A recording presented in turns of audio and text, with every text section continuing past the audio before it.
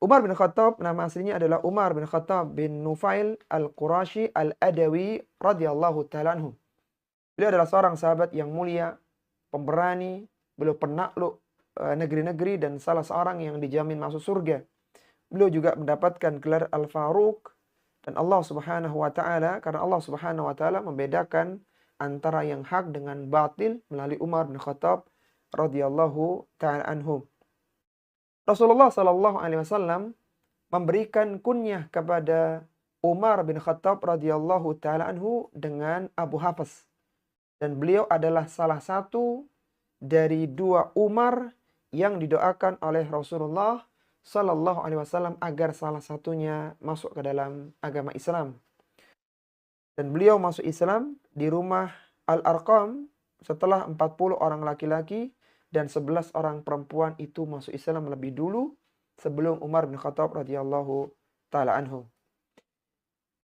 Ketika Umar bin Khattab radhiyallahu taala anhu menjadi khalifah, maka beliau menjadi khalifah yang kedua dan beliaulah pemimpin pertama kali yang dipanggil dengan Amirul Mukminin. Beliau menjadi khalifah karena pesan dari Abu Bakar As-Siddiq radhiyallahu ta'ala sebelum wafat di hari Selasa di tanggal 21 Jumadal Akhirah tahun 13 Hijriyah.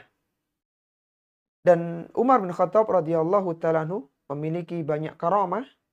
Di antaranya ketika beliau menjadi khalifah, menjadi pemimpin, beliau memberangkatkan Sariyah bin Zanim ke Persia untuk menaklukkan Persia. Kemudian di sana ternyata pasukan Sariyah bin Zanim terjepit dan waktu itu Umar bin Khattab radhiyallahu taala sedang berkhutbah di hari Jumat di Madinah. Kemudian dari Madinah tiba-tiba ketika khutbah Umar mengatakan, "Ya Sariyah Jabal al-Jabal."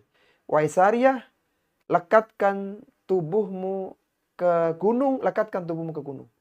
Sehingga pasukan yang terjepit itu akhirnya merapat ke gunung dan mereka pun bertahan sehingga akhirnya mereka bisa pulang selamat sampai ke Madinah. Ketika pasukan Sariyah bin Zanim sampai ke Madinah, maka orang-orang tanya, "Wahai Sariyah, apakah engkau dengar ucapan Umar bin Khattab, ya Sariyah, Jabal al-Jabal, wahai Sariyah, mendekatlah ke gunung, naiklah ke gunung?" Maka kata Sariyah, "Iya, kami mendengar suara Umar bin Khattab radhiyallahu ta'ala anhu tersebut." Ini adalah karamahnya Umar bin Khattab, itu beliau bisa menyampaikan pesan dari Madinah untuk pasukan yang sedang berperang di Persia. Dan banyak beberapa karamah-karamah yang lainnya dari Umar radhiyallahu ta'ala anhu. Pada bulan Al-Muharram tahun 14 Hijriyah, Umar bin Khattab radhiyallahu ta'ala anhu menunjuk Sa'ad bin Abi Waqqas sebagai komandan perang Qadisiyah untuk menaklukkan Persia. Tadi Sariyah bin Zanim belum berhasil menguasai Persia, maka diberangkatkan Sa'ad bin Abi Waqqas untuk menaklukkan Persia dengan perang Qadisiyah. Ini adalah perang puncak keruntuhan bangsa Persia di tangan kaum muslimin. Kita tahu bahwasannya di masa Islam, di masa Khulafaur Rasyidin, bahkan di masa Nabi SAW ada dua negara besar, ada dua kerajaan besar, yaitu kerajaan Romawi dan kerajaan Persia. Kerajaan Romawi ditaklukkan dengan perang Yarmuk di masa kekhalifahan Abu Bakar dan kemenangannya di masa Umar. Kemudian kerajaan Persia runtuh di tangan kaum muslimin di masa kekhalifahan Umar radhiyallahu ta'ala anhu di perang Qadisiyah dengan pasukan perangnya Sa'ad bin Abi Waqqas. Waktu itu Sa'ad bin Abi Waqqas berangkat dengan pasukan yang cukup banyak, mencapai 30.000 pasukan. Dan Rustum, panglima besar orang Persia, berangkat dengan 100.000 pasukan. Mereka bergerak dan membuat markas di An-Najaf dan menghadap tempat di benteng Qudais yang dijadikan markas oleh Sa'ad bin Abi Waqqas dan pasukannya. 30.000 pasukan berhadapan dengan 100.000 pasukan orang-orang Persia dengan persenjataan yang lengkap. Di perang Qadisiyah itu puncaknya berlangsung selama 4 hari Pada hari pertama kemenangan di pihak pasukan Persia. Kemudian di hari kedua, Sa'ad bin Abi Waqqas minta dikirimkan pasukan tambahan kepada Umar radhiyallahu ta'ala anhu, sehingga datang pasukan dari Syam yang dipimpin oleh Hashim bin Utbah bin Abi Waqqas. Dan di hari kedua itu kemenangan berada di tangan kaum muslimin. 10.000 pasukan Persia tewas, sedangkan dari pasukan kaum muslimin hanya gugur 2.000 orang pasukan. Di hari yang ketiga, perang berlangsung sampai malam hingga hanya terdengar dentingan adu pedang dan derap kuda pasukan. Karena perang itu tidak ada cahayanya, sehingga ketika matahari sudah tenggelam, seharusnya perang berhenti.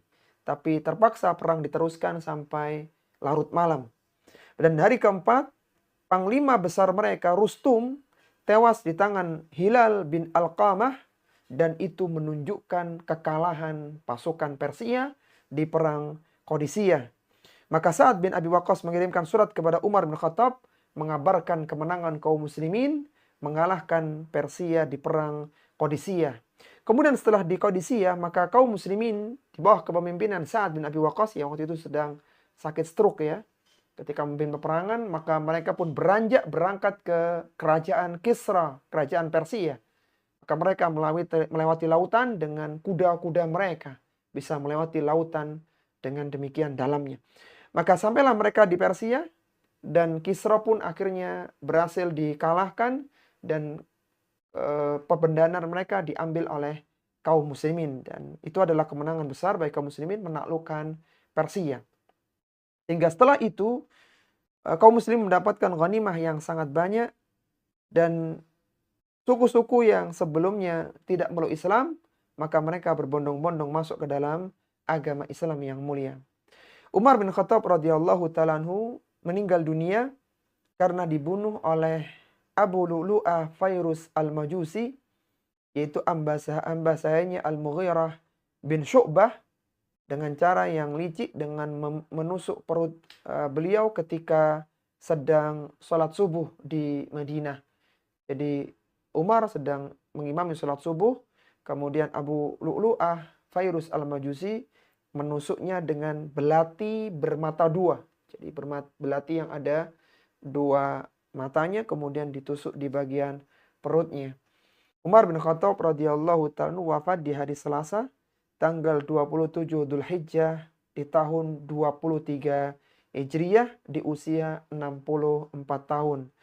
Jenazahnya dimakamkan di di kamarnya Ibunda Aisyah, lurus dengan kaki Rasulullah Sallallahu Alaihi Wasallam.